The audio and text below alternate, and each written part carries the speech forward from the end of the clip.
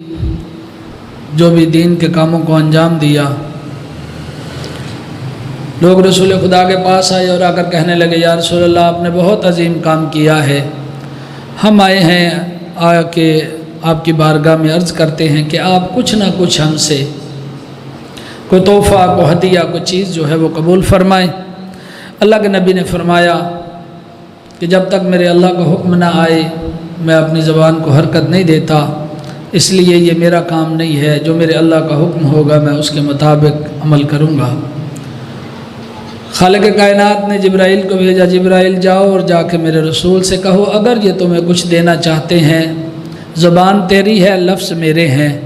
میں تمہیں کہہ رہا ہوں ان لوگوں سے کہو قل لا اسألکم علیہ اجرا الا المودۃ فی القربہ۔ یہ اللہ رب العزت کا ارادہ ہے، یہ اللہ رب العزت کا حکم ہے، یہ رسول خدا کا فرمان نہیں ہے، بلکہ رسول سے کہا جا رہا ہے کہ یا رسول تو میری زبان بن اور لوگوں سے کہہ کہ میں تم سے اس ساری تبلیغ کا کوئی اجر نہیں چاہتا، اگر کچھ دینا چاہتے ہو تو میری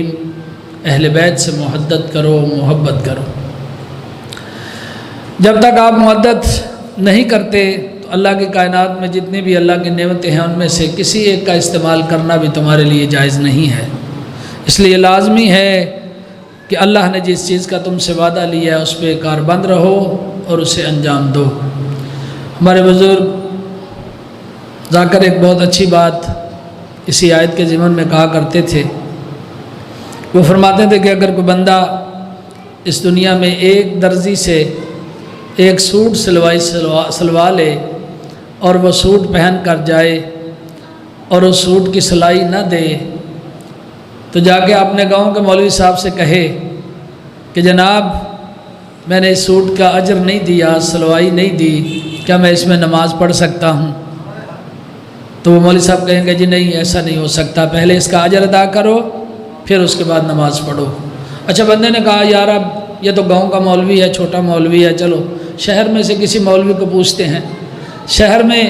بڑے مولوی صاحب کے پاس چلے گئے کہ بلا آپ فرمائیں میں نے یہ سوٹ جو پہنا ہے اس سوٹ کی سلائی میں نے نہیں دی، اجر اس کا نہیں دیا، کیا میں اس میں نماز پڑھ سکتا ہوں؟ انہوں نے بھی یہی جواب دیا، انہوں نے کہا نہیں،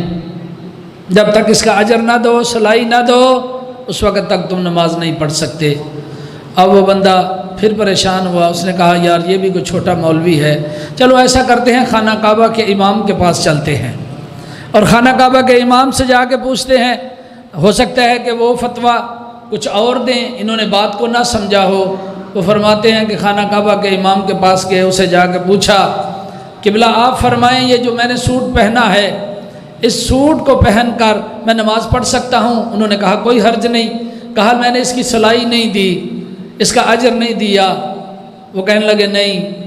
تو اس کے ساتھ نماز نہیں پڑھ سکتا، نہ صرف میرے پیچھے نماز نہیں پڑھ سکتا،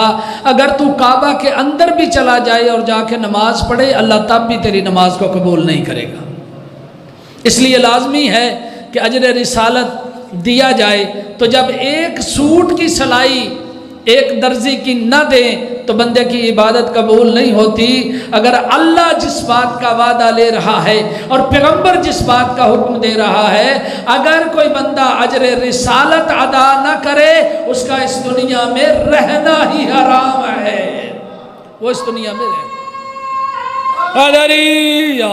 اس لیے یہ مجلسیں، یہ ماتمداریاں، یہ نوحہ خوانی، یہ ہماری مسجدیں، یہ ہمارے درس و تدریس، یہ سارا اجر رسالت ہے، یہ محبت ہے محمد و آل محمد کی، یہ سب کچھ، یہ ساری یہ باتیں فضول ہے اگر دل میں اجر رسالت کی حب نہ ہو، اگر مودت فی القربہ نہ ہو تو یہ ساری کی ساری فضول ہیں۔ اس لیے اللہ تعالیٰ نے یہ ہمیں عزت عطا فرمائی ہے کہ اللہ کی کائنات میں اللہ نے ہمیں ایسے معصوم امام عطا فرمائے ہیں کہ اور کسی کو ایسے امام نصیب ہی نہیں ہوئے۔ یہ اتنے کریم ہیں کہ جن کے متعلق پیغمبر فرماتے ہیں یا علی اگر کوئی بندہ تیرا نام اپنی زبان سے لے اللہ اس زبان کے گناہ معاف کر دیتا ہے۔ یا علی یا علی، اگر کوئی بندہ ہاتھ سے یا علی لکھے اللہ اس کے ہاتھ کے گناہ معاف کر دیتا ہے۔ اگر کوئی بندہ آنکھوں سے یا علی لکھا پڑے اس بندے کی آنکھوں کے گناہ اللہ معاف کر دیتا ہے۔ اگر کوئی بندہ کان سے یا علی سنے اللہ کان سے کیے ہوئے گناہ معاف کر دیتا ہے۔ اللہ کی کائنات میں وہ بندہ بتاؤ کہ جس کے متعلق پیغمبر نے کہا ہو اے بیٹھا ہو اس کا چہرہ دیکھنا بھی عبادت ہے۔ جی اللہ نے امیر المومنین کو عزت عطا فرمائی ہے، جتنی عزت اللہ نے دی ہے اس امت نے اتنا ہی ظلم کیا ہے۔ آج جن شہزادوں کی نسبت سے یہ مجلس ہے، یہ اتنے کریم شہزادے ہیں، میں نے مجلس پڑھی ہے، مصائب پڑھے ہیں نماز جمعہ میں، یہ اتنے عظیم شہزادے ہیں، اتنے محبت کرنے والے شہزادے ہیں، لیکن لوگوں نے اتنا ظلم کیا ہے ان شہزادوں پہ۔ میں نے یہ جملہ پڑھا ہے کہ جب ابن زیاد کے دربار میں ان شہزادوں کے سر لے کے آئے ہیں نا تو یہ ملعون لا کے دے کے کہتا ہے ابن زیاد اب مجھے انعام دے۔ کہا کیا لے کے آیا ہے؟ کہا یہ چھوٹے بچوں کے جو تیری قید سے بھاگ چکے تھے یہ میں ان کے سر لے کے آیا ہوں، یہ بچوں کے سر ہیں۔ جب ابن زیاد نے ان سروں کو دیکھا، تاریخ میں لکھا ہے 3 دفعہ زمین پہ بیٹھا، پھر اٹھا، کہتا ہے ملعون تجھے قتل کرتے ہوئے شرم نہیں آئی؟ اتنے نازک نازک چہرے، اتنے خوبصورت چہرے، اور روایت کے جملے ہیں جب یہ اپنے گھر سے ان بچوں کو لے کے جا رہا تھا نا تو راستے میں اس نے اپنے بیٹے سے بھی کہا اسے قتل کر، لیکن بیٹا بھی بھاگ گیا۔ غلام سے بھی کہا اسے قتل کر، وہ غلام بھی بھاگ گیا۔ یہ بچوں کو اتنا مارتا تھا، یہ بچوں کو اتنا مارتا تھا، یہ بچے مدینہ کی طرف منہ کر کے رو رو کے کہتے تھے نانا محمد ابھی ہم چھوٹے ہیں، نانا اس ظالم کا ہاتھ بڑا بھاری ہے۔ اللہ جانے ہے بچوں تم نے یہ کیسے دیکھا اور کیسے برداشت کیا ہوگا، لیکن بچوں تمہیں مارنے والا بھی ایک تھا، تمہیں دیکھنے والی مائیں بھی ساتھ نہیں تھی۔ ذرا کربلا میں دیکھ، اور نواب کربلا زمین پہ لیٹا ہوا ہے اور سارے جسم میں تیر لگے ہوئے ہیں، کوئی پتھر مار رہا ہے، کوئی ریت اٹھا اٹھا کے پھینک رہا ہے۔ اسی اسنا میں 4 سال کی سکینہ اور جب اپنے بابا کے پاس آئی، اس بغیرت شمر نے اس معصومہ کے بالوں میں ہاتھ ڈالا، اتنی زور سے تماچا مارا، یہ کربلا سے لے کے شام تک ہر مقام پہ اپنے بھائی سجاد سے پوچھتی بھیا کیا جن بچوں کے باپ مر جاتے ہیں بھیا کیا ان یتیم بچوں کو اور دنیا میں اسی طرح تماچے مارے جاتے ہیں اور بچوں پہ اسی طرح ظلم کیا جاتا ہے۔